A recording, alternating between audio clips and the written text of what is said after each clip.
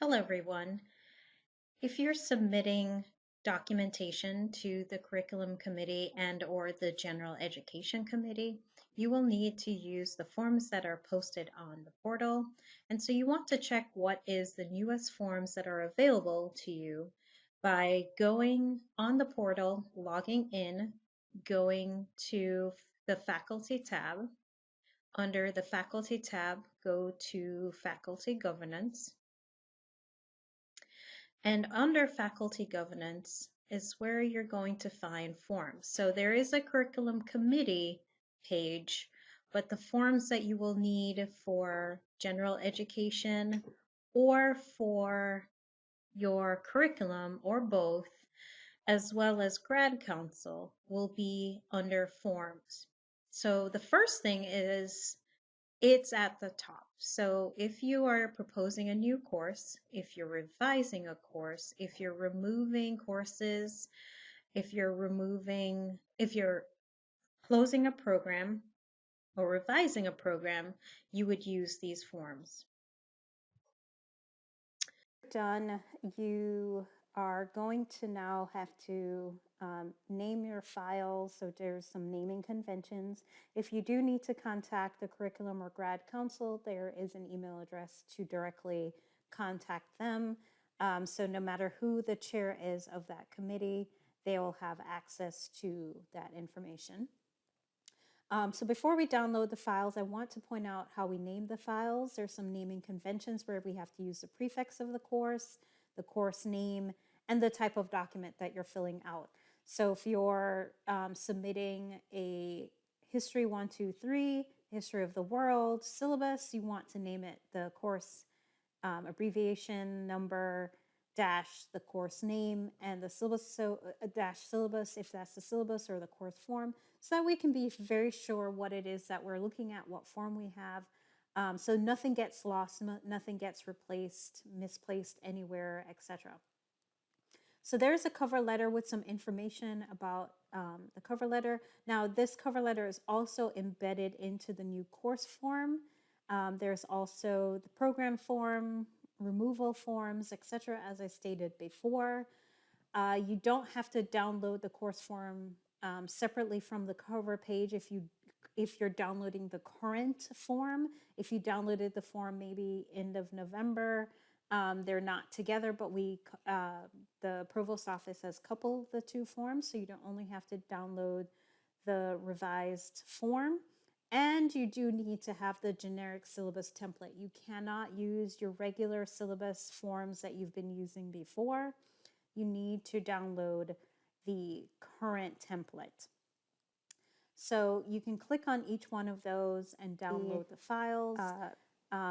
They're pretty self-explanatory in them, but we're going to go submissions that we're going to be embarking on. But this would be true for any curriculum changes that might happen later on this semester or in the future.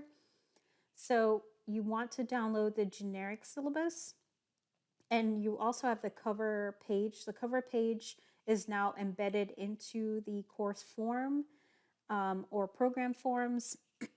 The cover page is required and you must complete it, but there's some information under that tab that you can take a look at. If there are any other forms, you can also download those as you see fit for your courses, but we must have that cover page submitted and the generic syllabus. Please always go for the most recent generic syllabus. I'm downloading each one of these and the cover page. So in the cover page, when you submit it, and you'll see it when it opens, you must give a clear explanation that doesn't require a verbal discussion, a clear explanation of what it is that you're changing. In particular, for the right foundations, if this is a revised course, there's probably only a discussion of what it is that you would like to change in your course that would address those program outcomes. So it just needs to be very clear. At the top of the course proposal form, you're going to complete all the information, including who do we contact with any questions, which might be different from who might be presenting. So for example, in other curriculum meetings, we may have people present, but for the revised forms for the Right Foundations, we don't need that. So you want to complete any details you might have about these forms. When we go to the course proposal form, please make sure you fill out all the information at the top, the date that it's going to be submitted for review, the person who is submitting, so the person who is going to be the person who's presenting it to curriculum in a normal, like new course situation, but for Right Foundations, it's just the person submitting it. The email address. We also need you to complete the school. So if it's the school of Include a business, synopsis the of what program, you're or the doing. department, sometimes they're the same. You would Sometimes fill it's out the different. course So, for form example, biology program may with have all less the than department information may have about the different programs. course. The person You who want is to presenting, meaning decide the if person who would this is a represent new the course. form to the committee. So if you're filling out the form, but somebody else is representing the form, please make sure that's there so that we know who to appropriately contact. The date that you're submitting for review, your school. So for example, School of Nursing, Business, Arts and Sciences, your program, your department, sometimes they're the same thing. You want to state if this is a new course. If you're submitting for the Right Foundation revisions, the first set of courses we're reviewing are existing courses. The newer courses will come shortly after that. You would select what you need there. You would need to state if you have a new course number. For most courses that are going to change the Right Foundation proposals, these typically do not have old or new prefix numbers. So for most people, it's no. Basically filling out any information here. If your course title is going to be changing, please fill that out here. If your prerequisites are going to change. Now, for the Right Foundation courses, there should be no prerequisites for those courses. So in this case, there should be nothing that's newly added as a prerequisite here. And if the course exists already, there should be no prerequisites listed for those courses. So you may need to think about that. You want to put the current course description, so as it says it in the catalog, not necessarily how it's presented on your syllabus. You want to put the revised, and there may be some revisions for the Right Foundation, but it should be minor. What level? So for most of these submissions, these are going to be undergraduate courses. If you're talking about curriculum, that's only undergraduate. If this is a general education course, if this is a major requirement, a degree requirement, if it's a part of a minor, etc. So whatever that fulfills. If it's part of the Right Foundation, it definitely has to say general education courses. When do you expect to implement this course? So for the review for the Right Foundations, we're reviewing the courses that will be implemented in fall 2024 first. So that should be the date for that. For subsequent review later on in the semester or the next semester, that would be the subsequent years. How are you planning to deliver the course? Who was consulted? If this is a new course, most likely the people who are consulted are just department chairs and the dean. But if there's any major changes or anything that you need finances for, or new textbooks, or new material from the library, or if there's changes to the course number, those all have to be discussed with the appropriate person. Now you need to give a brief description of what you're changing. Some of that's going to be similar to what is in your the cover letter, but not necessarily. Who was involved in planning this? For most people, if your dean is responsible for completing some of these forms like they are in some of the smaller schools, or um, if your faculty, multiple people are teaching and you all came together, you would just talk about who was involved in addition to who put the form together. If this course already has been taught or reviewed or used, um, this would not necessarily been applying to you if this is an approved course. This is only if you're talking about experimental courses or new courses completely, and the impact that the changes might make. So for most courses for general education, there's not probably any great impact other than having courses that fulfill the general education. But if there is, please state it. Any expenditure that you might need for these courses needs to be discussed here. And remember, if you stated it here, there should have been a discussion with the appropriate person above. Now, if you're using this for a general education course, you do need to state the program outcome exactly from the documentation. So basically copy and paste it. But for your convenience, they're actually just listed here and you can select. So if you wanted to do written communication, you select it and describe what you're doing in the course to fulfill the objectives that are listed on the documentation. So there are different proficiencies and you need to at least be describing describing what you will be doing throughout the course that allows for that. Typically, one assignment is not good enough to fulfill it unless it's a major assignment that spans the semester, spans a couple weeks. But one test question, one short assignment, those are typically not going to be enough. You want to display what it is that the students need to be doing that will fulfill that. And it is highly recommended that some SLOs that you have for your course are addressing specifically the learning outcomes that you need for the general education program. So you definitely want to make sure that you're including SLOs that align with the Gen Ed and how you're going to be assessing those. So for example, some of your SLOs may already be specifically addressing general ed, and that's fine. Or you may be tweaking some to address it, that is appropriate, or adding one or two to address it, and that's appropriate. But it should be ingrained into the course.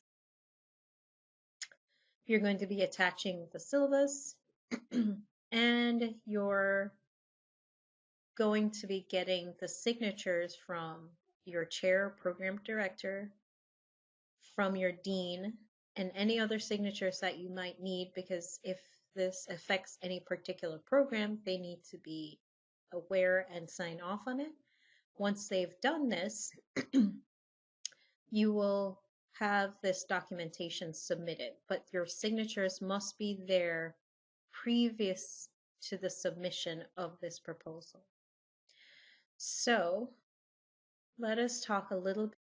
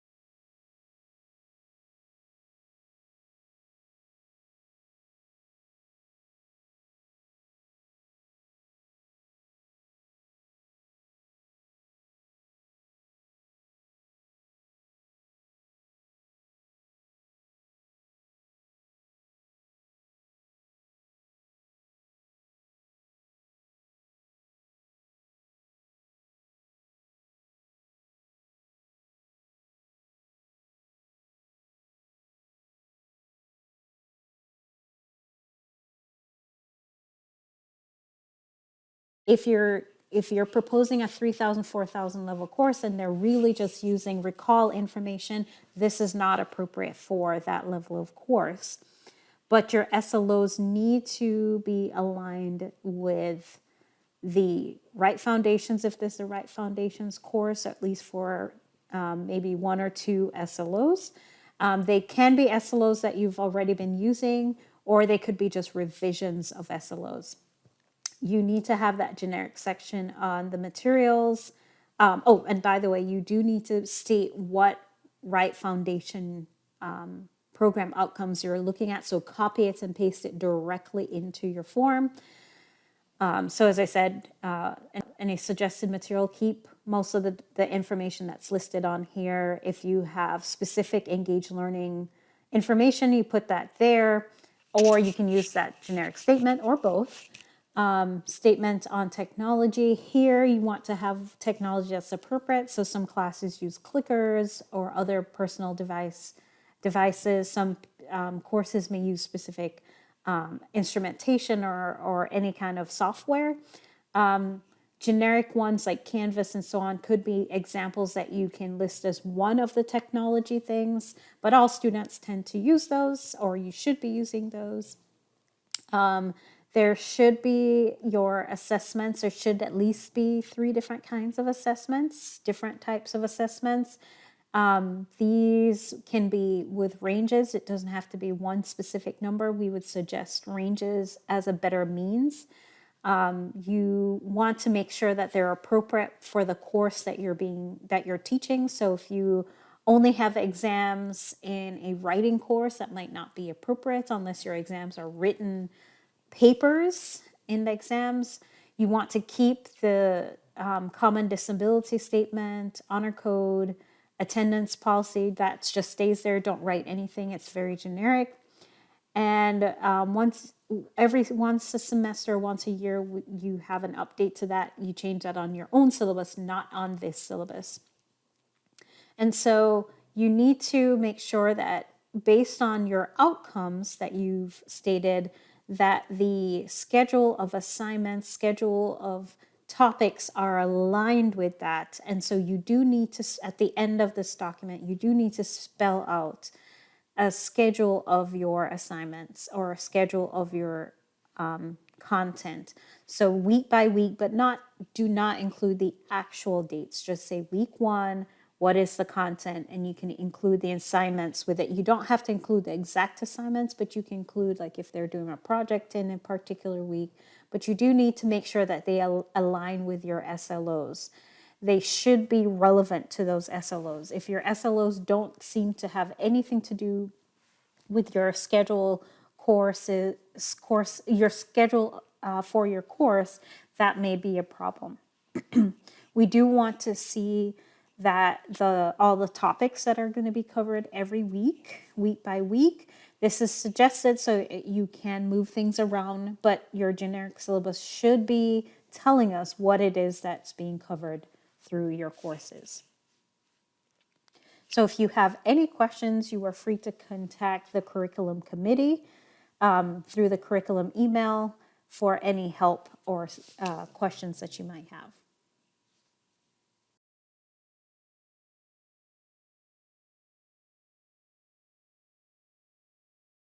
Documents, there will be a link available for you to submit anything to do with Right Foundations versus a link separate to submit generic things for curriculum outside of Right Foundations. For the Right Foundations, this SharePoint page has all sorts of information like the rubrics, proposal forms, etc.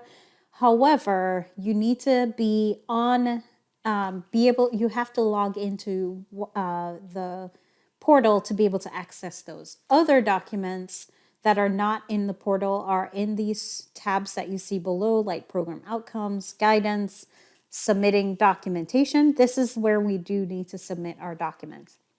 I'll show you how to submit, and then I will talk about what you need to do. So to submit the documents, you would pick the program outcome that you are interested, click on that tab, but please do not change anything on these pages. So you're going to click on the tab and you're going to copy from your computer, you're going to click and drag over the files that you need to submit into those folders. Again, please do not delete anything else in here. Do not replace anything. Do not change anything in here. Only take your documents and drag them into this folder. Once you've done that, ensure that all your files are there and that your files have the right name and they're set up appropriately, that you have everything there. Anything that's in this folder will then be reviewed as long as they're submitted 14 days before the next curriculum meeting. Because between that time and the curriculum meeting, there will be some meetings to review these documents, and we need 14 days to at least do that review. So if you're submitting things for the first curriculum meeting, you need to have everything done and complete as best as possible to not hold up your review. So we're going to have a first reading and a second reading of your documentation. So once you're done, that is it. Don't change anything, but I'm going to talk you through how the curriculum committee is going to be reviewing. So the committee that reviews first is what we call a triad. It's composed of the general education, the new general education writing committee, the curriculum committee, and then the general education committee. They will take your documents that are in those forms, and there's going to be these subcommittees. Each has a chair. They will look to make sure generally your forms are fine, that you have all the signatures, everything's named, everything's filled out. Then the committee will sit and review your documentation. If your documentation is fine and they've approved it on first reading and everything is fine, they will move it into a folder that says Triad approved documents. If there's minor reviews that can be done and completed before the next curriculum meeting, if it's very minor things, very minor typos or things like that, that's fine. Those can be moved along. But if it's things that need to be fixed before the curriculum meeting can review it, they'll push it into that minor category, but try to get you to fix it well in advance. As long as it's fixed before the meeting, that's fine. If there are major changes, major fixes, it goes into the major form. At that point in time, the committee will also be sending out an email with a status of where your documents are. So once they're approved on first reading, you'll get an email that says it's approved on first reading. Once it's approved by a curriculum, the curriculum chair, which is myself, will submit this for after we'll decide if it goes on second reading. So it will go into our curriculum folder. Those files get copied over into the curriculum folder. And once they get copied over into the curriculum folder, we decide if it needs any revisions, major revisions, minor revisions, but you will be communicated with the curriculum chair on the status of your forms. If there's major or minor revisions, those need to get fixed and submitted for the next curriculum meeting. If they're minor revisions, they may be able to, and they're easily fixed, we may be able to fix them and communicate that by email. If it's major changes, those major changes must come back with the forms resubmitted all over again through this whole process for the curriculum committee to review. So if there's major things that have to be done, those need to come back.